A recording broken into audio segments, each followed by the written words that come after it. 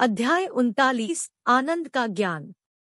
मगध साम्राज्य के केंद्र में स्थित वैशाली के शांत शहर में गौतम बुद्ध की शिक्षाओं को श्रद्धा और भक्ति के साथ अपनाया गया था।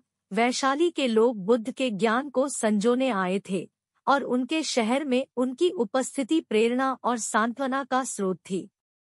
बुद्ध के समर्पित शिष्यों में एक युवा भिक्षु आनंद थे, जो कई वर्षों तक उनके साथ चले थे। आनंद को न केवल उनकी अटूट निष्ठा के लिए जाना जाता था, बल्कि ज्ञान और ज्ञान की उनकी अतृप्त प्यास के लिए भी जाना जाता था। उन्होंने बुद्ध की शिक्षाओं को स्पंज की तरह आत्मसात किया था और उनका हृदय उनके पूज्य शिक्षक द्वारा साझा की गई गहरी अंतर्दृष्टि का भंडार था। एक सुबह जैसे ही सूरज ने वैशाली को अपनी हल्की गर्मी में नहलाया, आनंद एक सवाल के साथ बुद्ध के पास गया जो उनके दिमाग में टिका हुआ था। उन्होंने बुद्ध के सामने सिर झुकाया, उनकी आंखें जिज्ञासा पैदा कर रही थी और कहा, हे धन्य, मैंने ज्ञान की प्ररी और ज्ञान की ओर हमारी यात्रा में इसकी भूमिका पर विचार किया है। क्या आप मुझे ज्ञान के सार के बारे में बता सकते हैं?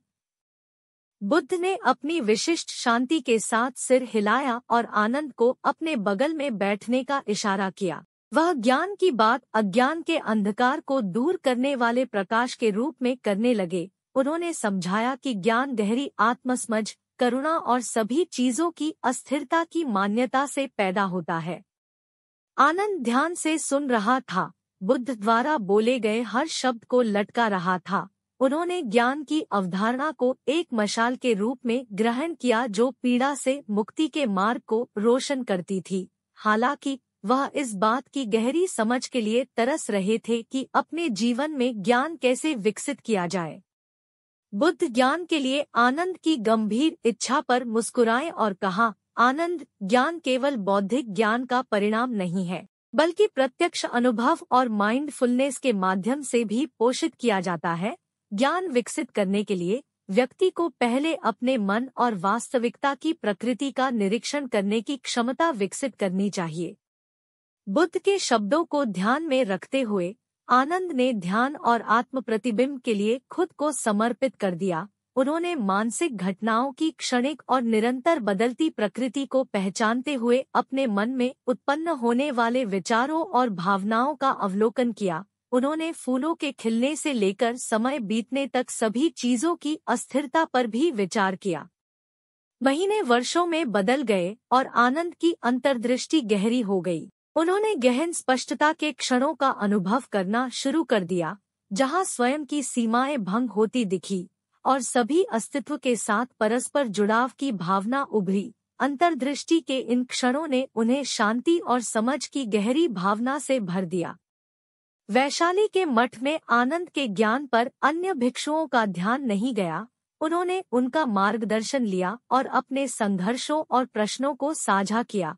आनंद ने विनम्रता और करुणा के साथ दूसरों को उनकी आध्यात्मिक यात्रा में मदद करते हुए अपनी अंतर्दृष्टि प्रदान की। एक दिन भटकते हुए तपस्वियों का एक समूह बुद्ध की शिक्षाओं की प्रतिष्ठा से आकर्षित होकर वैशाली पहुंचा। उनमें अर्जुन नामक एक प्रसिद्ध ऋषि थे, जो अपने बौद्धिक कौशल और दार्शनिक बहसों में शामिल होने की क्षमता के लिए जाने जाते थे। युवा भिक्षु के ज्ञान के बारे में उत्सुक अर्जुन आनंद के पास गया। उन्होंने अपनी समझ की गहराई का परीक्षण करने की उम्मीद में आनंद को जटिल दार्शनिक प्रश्नों के साथ चुनौती दी। आनंद ने अर्जुन की पूछताछ को ध्यान से सुना और अपने स्वयं के अनुभवों और बुद्ध की शिक्षाओं से प्रेरणा लेते हुए सरलता और स्पष्टता के साथ जवाब दिया। जैसे जैसे उनकी चर्चा जारी रही, आनंद और अर्जुन एक गहन संवाद में लगे रहे जो केवल बौद्धिक बहस से परे था। आनंद ने स्वयं की प्रकृति, सभी चीजों की अस्थिरता और करुणा और माइंडफुलनेस विकसित करने के महत्व के बारे में अपनी अंतर्दृष्टि साझा की। आनंद के ज्ञान और ईमानदारी से प्रभावित अर्जुन ने महसूस किया कि सच्चा ज्ञान विद्वतापूर्ण बहसों तक ही सीमित नहीं है, बल्कि वास्तविकता के प्रत्यक्ष अनुभव में पाया जा सकता है। उन्होंने बुद्ध की शिक्षाओं और ज्ञान के मार्ग के बारे में अधिक जानने की इच्छा व्यक्त की। आनंद ने दयालु हृदय से अर्जुन को श्रावस्ती में जेतवन मठ में अपने साथ जाने के लिए आमंत्रित किया, जहां बुद्ध रहते थे। उनका मानना था कि बुद्ध की शिक्षाएं अर्जुन को वह गहन ज्ञान प्रदान करेंगी जो वे चाहते थे।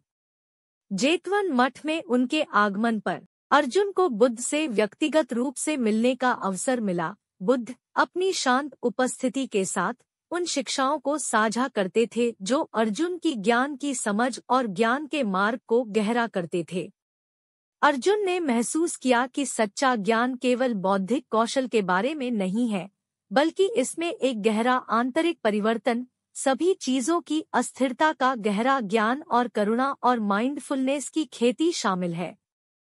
बुद्ध के मार्गदर्शन और आनंद के ज्ञान के तहत अर्जुन ने ज्ञान प्राप्ति का मार्ग अपनाया। उन्होंने ध्यान, आत्म प्रतिबिंब और करुणा के अभ्यास के लिए खुद को समर्पित कर दिया। उनका दिल और दिमाग धीरे धीरे उन गहरी अंतर्दृष्टि के लिए खुला जिन्होंने आनंद के जीवन को बदल दिया था। और इसलिए जेतवन मठ के पवित्र उद्यानों में आनंद का ज्ञान और बुद्ध की शिक्षाएं उन लोगों के दिलों और दिमागों को रोशन करती रही जो ज्ञान के सार को समझने और पीड़ा से मुक्ति के मार्ग पर चलने की कोशिश करते थे। कहानी का नैतिका। द विजडम ऑफ आनंद हमें याद दिलाता है कि सच्चा ज्ञान केवल बौद्धिक ज्ञान नहीं है, बल्कि प्रत्यक्ष अनुभव, आत्मसमझ और माइंडफुलनेस से उत्पन्न होता है। इसमें सभी चीजों की अस्थायीता को पहचानना और करुणा पैदा करना शामिल है। बुद्धि आंतरिक परिवर्तन और सभी अस्तित्व के परस्पर जुड़ाव की गहरी समझ का मार्ग है।